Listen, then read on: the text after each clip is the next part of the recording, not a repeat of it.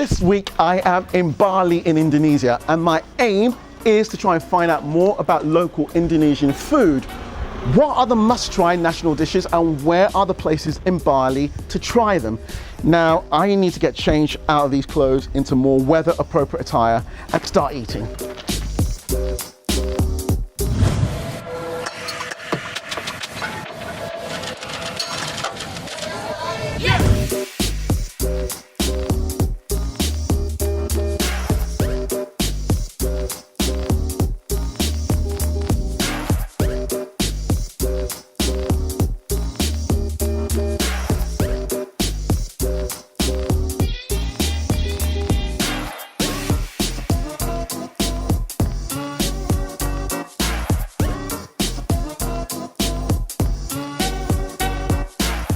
Okay, so the first stop on the trip in Bali is to come to this warung or local restaurant to try Babi guling, which is suckling pig.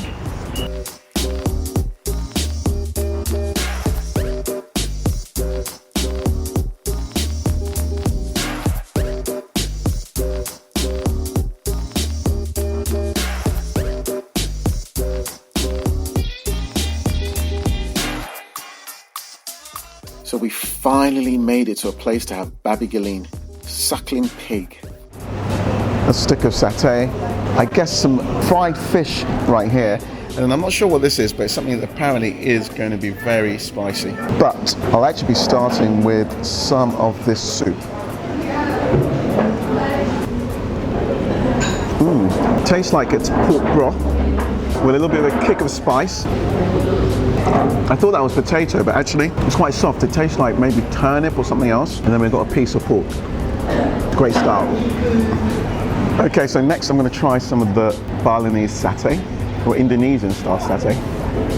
So it's a lot more sweet than the Thai style pork satay, and none of the peanut sauce that you normally get when you're in Thailand. But I really like this. It's really succulent. It's almost like the pork has been just steeped inside of whatever is marinating it. Really juicy. So now for the main event, Babi. And so this is basically got rice and lots of bits of the suckling pig. So we've got some of the crispy skin, a bit of satay from the pork, some really super crunchy bits of pork as well here. Pork crackling or crisp pork skin, more bits of pork, and then this spicy, I'm not sure what the sauce is there. I'm ready to dig in. Start off with a little bit of rice. I don't know what that sauce is. It's definitely got a kick. Really spicy, but super tasty. Try with a little bit of the crunchy pork. Delicious. And now some of this bits of actual tender pork.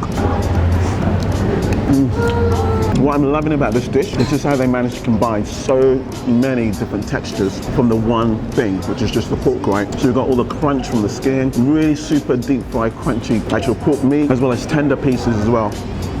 Fantastic. Some of this crispy pork skin.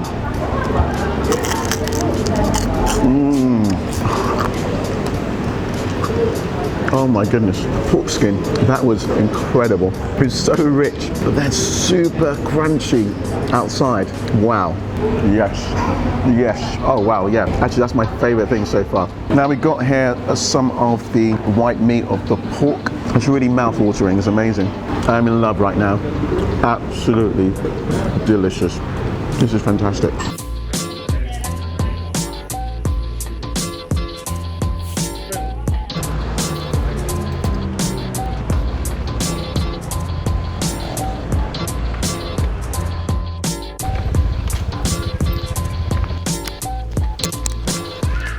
Now that was a great first munch, and I think a perfect introduction to Indonesian cuisine, because not only was it tasty, but it was an education. Because when you think about it, something as porky as the Babi guling is quite unusual for a country that's largely Muslim. So the Babi guling is actually quite local to Bali itself, and it would make sense because there are something like 300 plus ethnic minorities in Indonesia, spread across 6,000 islands.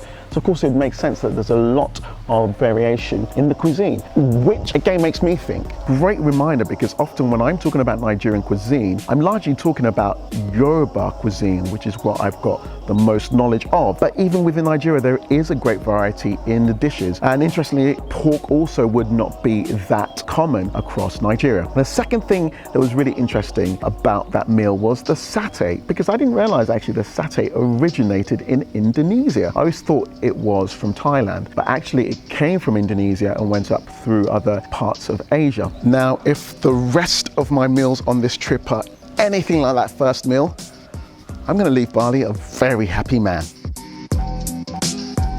So today I've come to Yulikan, which is a highly rated Indonesian restaurant that does great local Indonesian food. I've come particularly to check out the beef rendang and also the gado-gado. Let's get in and give it a go.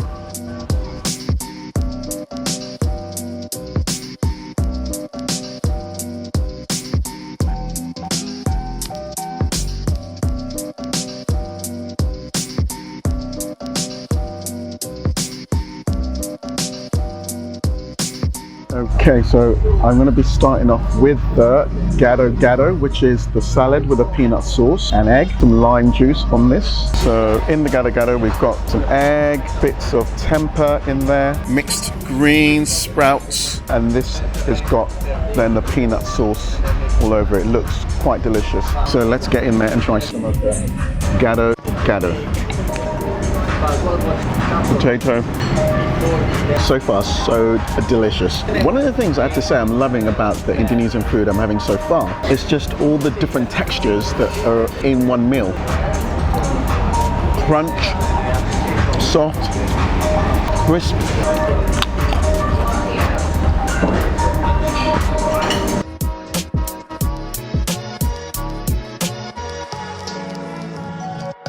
Okay, so now time to move on to the main. And this is a lunch set, so we get a little bit of the mix. We've got some fried chicken here. We've got the sambal right here. We've got the beef rendang, which again is a national Indonesian dish. We've got the corn fritters, mixed leaf salad, some tempeh, a little bit of salad, and then some white rice. I'll start with some of the tempeh first. Nutty, sweet, and spicy. Okay, let's go in for some of the corn fritters. Oh, I like that. And actually, it's a bit of a contrast to the tempeh, which is very, very spicy. This is quite a mild flavour. These corn fritters actually remind me of akara, which is a fried bean fritters that we have in Nigeria. It's almost like akara with corn inside. Interesting. Okay, now to try some of the rendang, which is like the beef style kind of curry. It's basically beef in a really thick paste. Okay.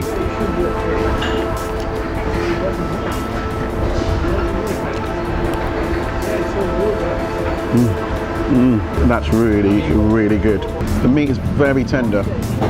So it's been cooked for a long time. And just that sauce, it's super delicious. I guess there's coconut in there, but it's been cooked for so long, it's got real depth of flavor that's developed. Yep. And now the fried chicken. I'm not sure if this is meant to be eaten with fingers, because there's no knives provided.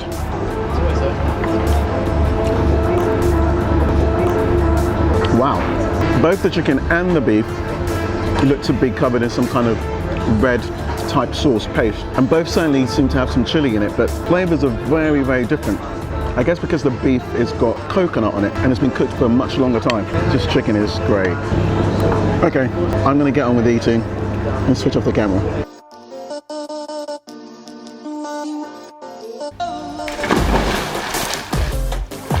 Okay, so I of course could not do a Bali video without having a pool shot. This is very nice, with a view of the rice fields behind. Super relaxing. So anyway, food. The visit yesterday to Yulikan was great. I can highly recommend the restaurant. I guess the first thing I really liked about the place was actually the creative plating of the food. And not only did it look great, but it was a good way to really be able to sample a lot of different things in the one meal. The second thing I like was the contrast of all the different textures in that one meal. So the Nasi campur. There was the contrast of the tender beef rendang with the fried chicken. There was cooked vegetables as well as the fresh raw salad. There was crunchy, there was soft. Again, it just made the meal super interesting. And the third thing actually I left wondering was also about Nigerian cooking, which is the fact that in the rendang there was the coconut. I again just love the complexity of flavour that came through from cooking that down for so long. And it made me wonder actually why we don't make use of coconut much more in our cooking in Nigeria. At least from my knowledge, I might know of coconut rice, I know about coconut sweet that we do, but not much else. I mean, it's quite interesting because in a lot of Asia, coconut is used extensively in their foods and recipes. So yeah, I was just left wondering, thinking about that. Okay, so it is my last full day now in Bali. I guess I probably should get out of the pool, jump on the bike and go and do a little bit of exploring. In particular, I still have one dish I really want to try, which is the nasi goreng, which again is a national dish here in Indonesia. Thanks guys for watching. Don't forget to press the subscribe and the like button, and tune in to part 2 to see more awesome food and places for my trip to Bali.